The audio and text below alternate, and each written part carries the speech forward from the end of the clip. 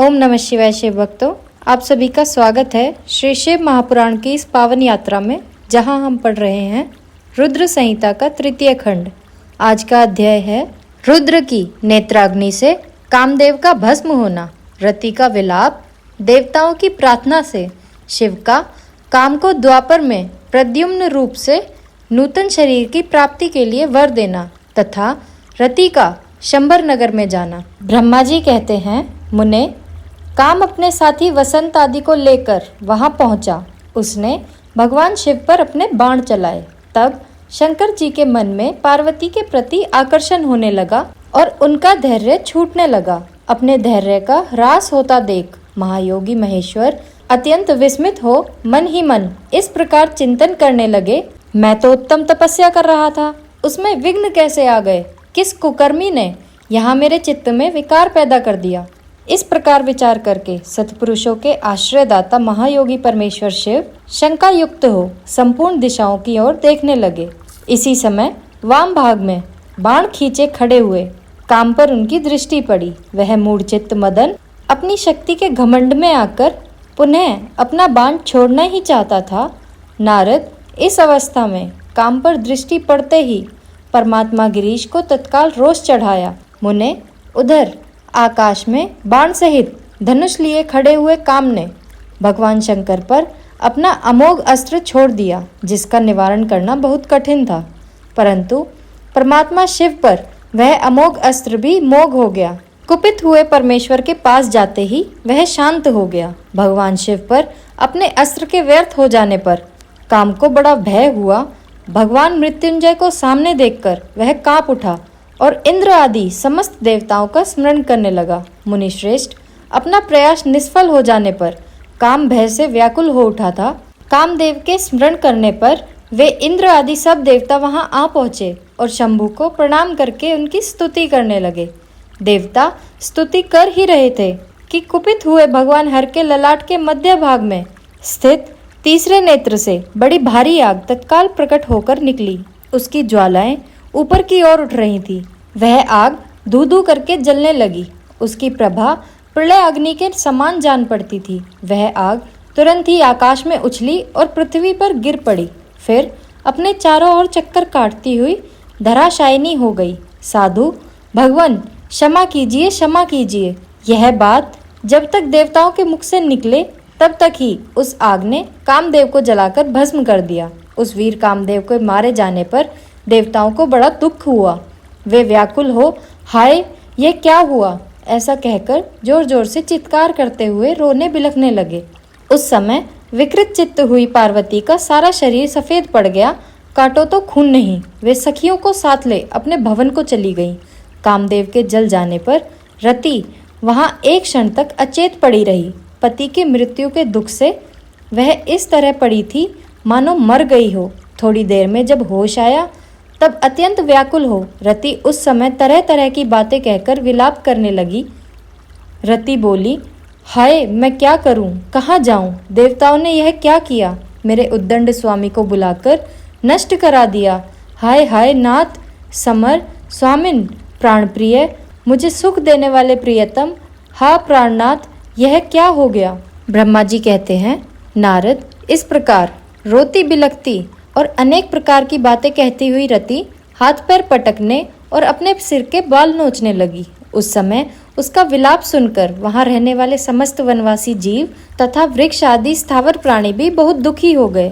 इसी बीच में इंद्र आदि संपूर्ण देवता महादेव जी का स्मरण करते हुए रति को आश्वासन दे इस प्रकार बोले, तुम काम के शरीर का थोड़ा सा भस्म लेकर उसे यत्न पूर्वक रखो और भय छोड़ो। हम सबके स्वामी महादेव जी काम को पुनः जीवित कर देंगे और तुम फिर अपने प्रियतम को प्राप्त कर लोगी।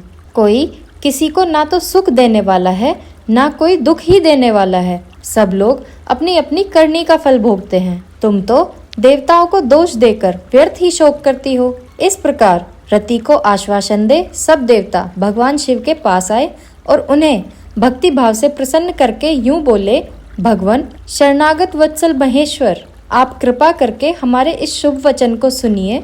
शंकर, आप कामदेव की करतूत पर भली भांति प्रसन्नता पूर्वक विचार कीजिए। महेश्वर, काम ने जो यह कार्य किया है इसमें इसका कोई स्वार्थ नहीं था। दुष्ट ताड़कासुर से पीड़ित हुए हम सब देवताओं ने मिलकर उससे यह काम कराया है। नाथ शंकर, इसे आप अन्यथा ना समझें। सब कुछ देने वाले देव गिरीश, सती साध्वी रति अकेली अति दुखी होकर विलाप कर रही हैं, आप उसे सांत्वना प्रदान करें। शंकर, यदि इस क्रोध के द्वारा आपने कामदेव को मार डाला तो हम यही समझेंगे कि आप देवताओं सहित सभी प्राणियों का अभी संहार कर डालना चाहते हैं। रति का दुख देखकर देवता नष्ट प्राय हो रहे हैं, इसीलिए आपको रति का शोक दूर कर देना चाहिए। ब्रह्मा जी कहते हैं, नारद, संपूर्ण देवताओं का यह वचन सुनकर भगवान शिव प्रसन्न हो उनसे इस प्रकार बोले, देवताओं और ऋषियों, तुम आदर पूर्वक मेरी बात सुनो। मेरे क्रोध से जो कुछ हो गया वह तो अन्यथा नहीं हो सकता, तथापि रति का शक्तिशाली पति कामदेव तभी तक अनंग रहेगा जब तक रुक्मणी पति श्री कृष्ण का धरती पर अवतार नहीं हो जाता। जब श्री कृष्ण द्वारका में रहकर पुत्रों को उत्पन्न करेंगे तब वे रुक्मणी के गर्भ से काम का भी जन्म देंगे। उस काम का ही नाम उस समय प्रद्युम्न होगा, इसमें संशय नहीं है। उस पुत्र के जन्म लेते ही शंबरासुर उसे हर लेगा। हरण के पश्चात दानव शिरोमणि शंबर उस शिशु को समुद्र में डाल देगा। फिर वह मूढ़ उसे मरा हुआ समझकर अपने नगर को लौट जाएगा। रते, उस समय तक तुम्हें शंबरासुर के नगर में सुखपूर्वक निवास करना चाहिए। वहीं तुम्हें अपने पति प्रद्युम्न की प्राप्ति होगी। वहां तुमसे मिलकर काम युद्ध में शंबरासुर का वध करेगा और सुखी होगा। देवताओं, प्रद्युम्न नामधारी काम अपनी कामिनी रति को तथा शंबरासुर के धन को लेकर उसके साथ पुनः नगर में जाएगा। यह मेरा कथन सर्वथा सत्य होगा। ब्रह्मा जी कहते हैं, नारद, भगवान शिव की यह बात सुनकर देवताओं के चित्त में कुछ उल्लास हुआ और वे उन्हें प्रणाम करके दोनों हाथ जोड़ विनीत भाव से बोले, देवादेव महादेव करुणा सागर प्रभु, आप कामदेव को शीघ्र जीवन दान दें और रति के प्राणों की रक्षा करें। देवताओं की यह बात सुनकर सबके स्वामी करुणा सागर परमेश्वर शिव पुनः प्रसन्न होकर बोले, देवताओं, मैं बहुत प्रसन्न हूँ। मैं काम को सबके हृदय में जीवित कर दूंगा। वह सदा मेरा गण होकर विहार करेगा। अब अपने स्थान को जाओ, मैं तुम्हारे दुख का सर्वथा नाश करूंगा। ऐसा कहकर रुद्रदेव उस समय स्तुति करने वाले देवताओं के देखते देखते अंतर्ध्यान हो गए। देवताओं का विस्मय दूर हो गया और वे सबके सब प्रसन्न हो गए।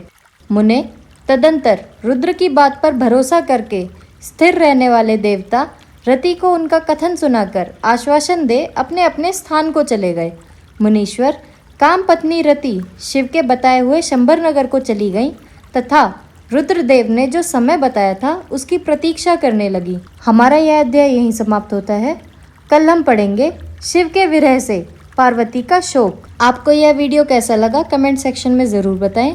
वीडियो को लाइक और चैनल को सब्सक्राइब करना ना भूलें, इससे हमें इस ज्ञान को दूसरों तक पहुंचाने में मदद मिलती है। हर हर महादेव।